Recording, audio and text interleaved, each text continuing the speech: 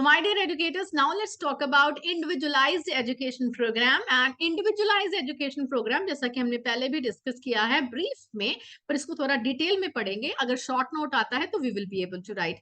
क्या है ये, एक ऐसा प्लान है जो डेवलप किया जाता है किसके लिए? For the students with disabilities to ensure they receive the necessary accommodations and support to participate in general education curriculum.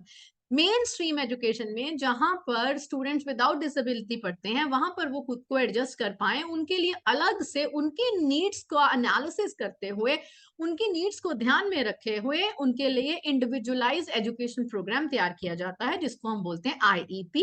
And inclusive education aims to ensure that students with disabilities they are included in general education classrooms and have access to the same learning opportunities. उनको भी उतनी learning opportunities मिले जितनी की उनके non disabled peers को मिल रही हैं.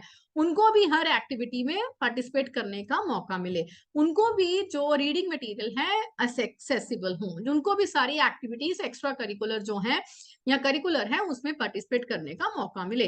तो अगर हम इसको डिटेल में देखें तो इसमें क्या होता है, सबसे पहले इवैल्यूएशन एंड आइडेंटिफिकेशन. सबसे पहला स्टेप, द फर्स्ट स्टेप क्या है आईईपी को बनाने के लिए कि स्टूडेंट्स की नीड्स को इवैल्यूएट किया जाता है, उसे आइडेंटिफाई किया जाता है कि उनकी स्पेसिफिक डिसेबिलिटीज क्या है जो कि लर्निंग को अफेक्ट कर रही हैं, और इसको ध्यान में रखते हुए इसके लिए क्या है, फॉर्मल असेसमेंट्स कंडक्ट की जाती हैं, ऑब्जर्वेशंस भी की जा सकती हैं, किसी साइकोलॉजिस्ट के साथ, क्लिनिकल साइकोलॉजिस्ट है या स्पेशल एडुकेटर के साथ कंसल्ट किया जा सकता है, पेरेंट्स के साथ, टीचर्स के साथ भी कंसल्ट किया जा सकता है.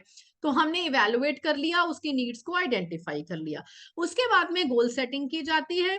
तो based on the evaluation and identification IEP team, जो आईईपी टीम के मेंबर्स होते हैं वो मेजरेबल एकेडमिक और फंक्शनल गोल्स जो हैं बच्चे के लिए सेट करते हैं. मेजरेबल का मतलब कि हम उसको टाइम के अकॉर्डिंगली उसकी ग्रोथ मेजर कर सकते हैं कि बच्चे ने उसको कितना अचीव कर लिया है.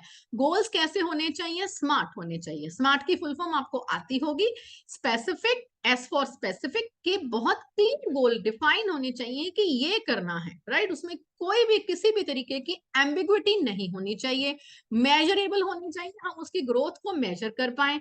अचीवेबल हो मतलब कि वो बच्चे के दायरे में हो, बच्चा उसको अचीव कर पाए.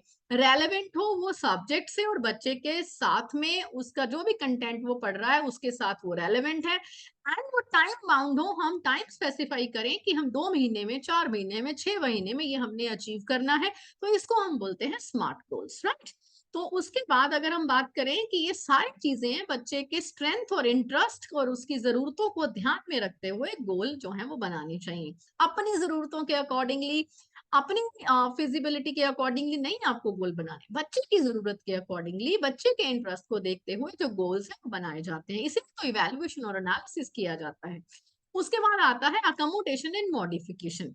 आईपी टीम जो होती है वो आइडेंटिफाई करती है accommodations and modifications that will help student achieve their goals and participate in general education curriculum. कि ये जो आईपी बनाया है, बच्चे के लिए गोल सेट किए हैं, इस चीज के लिए हमें अपने सिस्टम में क्या बदलाव लाने की जरूरत है, बच्चे को क्या असिस्टेंस प्रोवाइड करने की जरूरत है, क्या हमें बच्चे को एक्स्ट्रा टाइम देने की जरूरत है, क्या बच्चे को असिस्टिव टेक्नोलॉजी देने की जरूरत है, या कोई अलग तरीके के ऑल्टरनेटिव फॉर्मेट्स ऑफ असाइनमेंट देने की जरूरत है. तो मॉडिफिकेशंस में इंक्लूड सिंप्लीफाइंग द करिकुलम. हो सकता है करिकुलम को सिंप्लीफाई करना पड़े, या जो अमाउंट ऑफ वर्क है उसको कम करना पड़े, उसको रिड्यूस करना पड़े, वो कुछ भी हो सकता है, राइट. मैं आपको एक यहाँ आपके साथ एक शेयर करना चाहती हूँ. Like for example, years ago मेरी क्लास में there was a student and he was not able to interpret what is being written. तो उसके लिए हम after discussion with the psychologist, with the counsellor, what did we do is हमने उसको assignments अलग तरीके से देना शुरू किया. लाइक अगर बड़े बच्चे उसकी क्लास के जो बाकी स्टूडेंट्स हैं वो अगर कॉम्प्रीहेंशन में से कोई क्वेश्चन के आंसर वो सब्जेक्टिव फॉर्म में लिखते थे तो वो बच्चे को लिखने में दिक्कत थी, but the child was able to understand. तो हमने क्या किया, उस पैराग्राफ को एक की जगह पर 2-3 पार्ट्स में डिवाइड करके बच्चे को दिया ताकि बच्चा उस समय ज्यादा इंफॉर्मेशन पर नहीं बल्कि कम इंफॉर्मेशन पर फोकस करें। और हमने सब्जेक्टिव की जगह पर बच्चे को ऑब्जेक्टिव क्वेश्चंस दिए। इसके अलावा we have given incomplete sentences also कि बच्चा इसको कंप्लीट करे अपनी लैंग्वेज में। तो उसके साथ हमें बहुत ज्यादा फायदा हुआ कि बच्चा जो समझ रहा है उसको अपने अलग तरीके से हमने उसको असेसमेंट्स देनी शुरू की। तो ये होता है अकोमोडेशन एंड मॉडिफिकेशन। अगर हम बात करते हैं सर्विस डिलीवरी की, IEP team determines the types and the frequency of the services कि किस कौन सी सर्विस देनी है, कितनी फ्रीक्वेंसी पर स्टूडेंट को वो सर्विस देनी है ताकि वो स्टूडेंट अपने गोल को अचीव कर पाए। राइट, दीज सर्विसेज में इंक्लूड स्पेशल एजुकेशन इंस्ट्रक्टर कि कई बार क्या होता है कि किसी स्कूल में एक स्पेशल एजुकेटर है और वो हर वक्त हर बच्चे के साथ में वो प्रेजेंट नहीं हो सकता।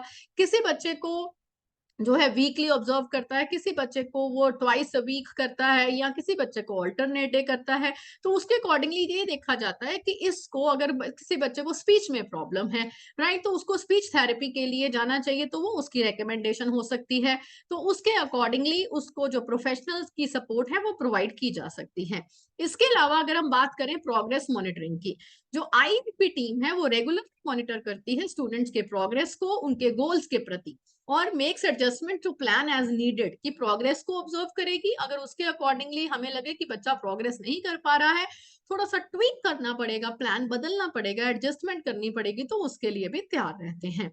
तो उस चीज के लिए वो फॉर्मल असेसमेंट के लिए इनफॉर्मल ऑब्जर्वेशन भी कर सकती हैं और वो पेरेंट्स और टीचर के साथ में से उनसे फीडबैक भी ले सकते हैं।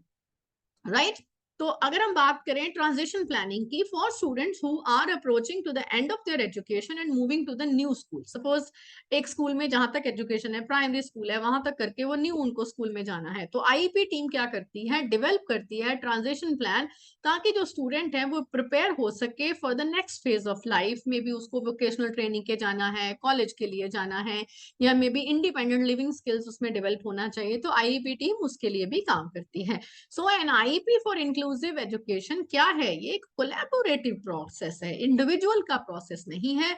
इसमें पेरेंट्स, टीचर्स और प्रोफेशनल्स इन्वॉल्व होते हैं।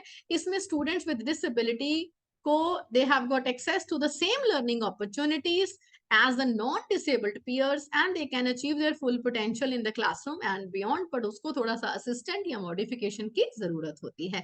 Stay tuned to mentoring the mentors, like, subscribe and share and wish you very all the best from Meenakshi Nirula.